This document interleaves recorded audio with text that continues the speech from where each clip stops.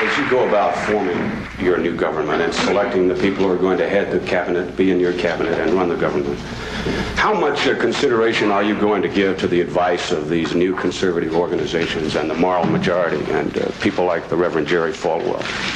I am going to be open to these people. You are president of all the people, and I am going to want to seek advice where I think that I can get advice from those who are familiar with a particular problem. I'm not going to separate myself from the people who elected us and sent us there. We have a threefold primary responsibility. Number one, get people saved. Number two, get them baptized. Number three, get them registered to vote. I was asked by a very talented reporter in another state 2 weeks ago, a reporter who happened to be Jewish, what do you Christians have against the ACLU? I said, well, you need to understand that we Christians, Bible-believing Christians, think of the ACLU in the same way that you Jews think of the Nazis. Something to be avoided. Somebody who's out to get us.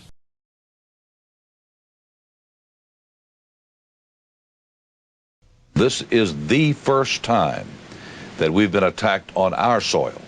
First time, and by far, the worst results. And I fear, as Donald Rumsfeld, the Secretary of Defense, said yesterday, that this is only the beginning, and with biological warfare available to these monsters, the Husseins, the Bin Ladens, the Arafats, what we saw on Tuesday, as terrible as it is, could be minuscule if in fact God continues to lift the curtain and allow the enemies of America to give us probably what we deserve. Well, Jerry, that's my feeling. I think we've just seen the antechamber to terror. We haven't even begun to see what they can do to the major population. The ACLU's got to take a lot of blame for this. Oh, yeah. And I know I'll hear from them for this, but throwing God, or successfully with the help of the federal court system, throwing God out of the public square, out of the schools. The abortionists have got to bear some burden for this, because God will not be mocked, and when we destroy 40 million little innocent babies, we make God mad. I really believe that the pagans and the abortionists and the feminists and the gays and the lesbians who are actively trying to make that an alternative lifestyle, the ACLU, People for the American Way, all of them who tried to secularize America, I point the finger in their face and say, you helped this happen.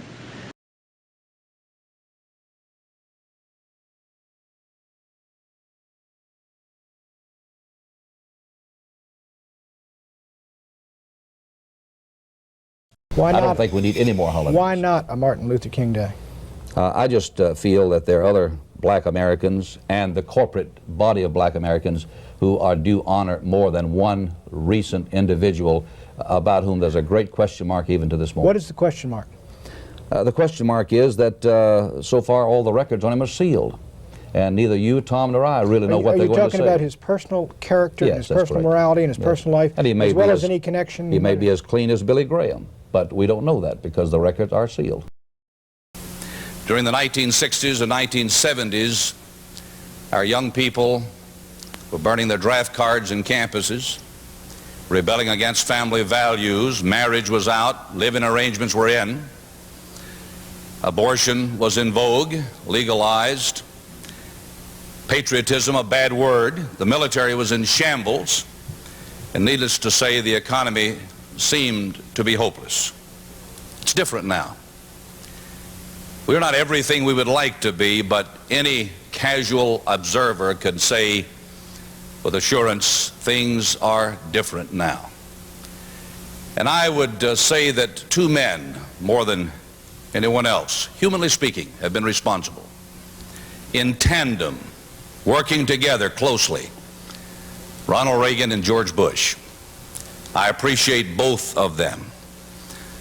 The attitude of the FCC has been radically changed the last 7 years. It is no longer anti-broadcasting, but rather it is neutral and fair, and we appreciate that very much. The federal judiciary, by the end of this 8th year, 52% of all the federal judges sitting at the district and appellate levels will have been appointed by this administration. I repeat, I think we have a great deal of debt to the two men who will be addressing this convention this week. And these 7 years have been very wonderful years for our country, and especially for us as Christian broadcasters. And we're here tonight to say thank you to Vice President George Bush for the role that he has played. I think it is, when you look at his position, a pro-life one, on the dignity of unborn life, his commitment to the Reagan agenda, his clear commitment to the continuation of the Reagan Revolution. It is good to know that perhaps this time next year he will be President George Bush. Leave that as it may, ladies and gentlemen, the Vice President of the United States and Mrs. Bush.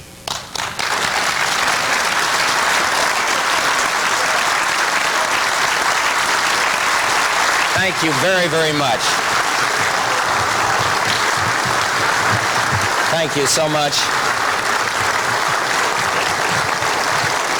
Thank you all. Jerry, thank you. Please be seated. And Jerry, thank you very much for that warm and generous introduction. I'm just delighted to be back for this reunion. When Jerry Falwell goes to McDonald's, he orders. These are 2 Big Macs, a large Pepsi. Some places don't have Pepsi, and I forgive them and thank you. What kind of car do you drive? Four-wheel drive, GMC, Sierra, classic is exact. How do you take your coffee? Black.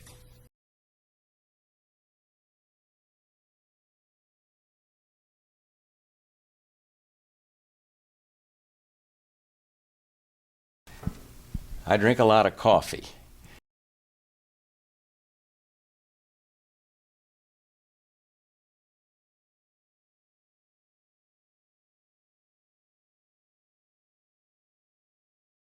I've always thought if more good people had concealed carry permits, then we could end those Muslims before they walk in and kill it.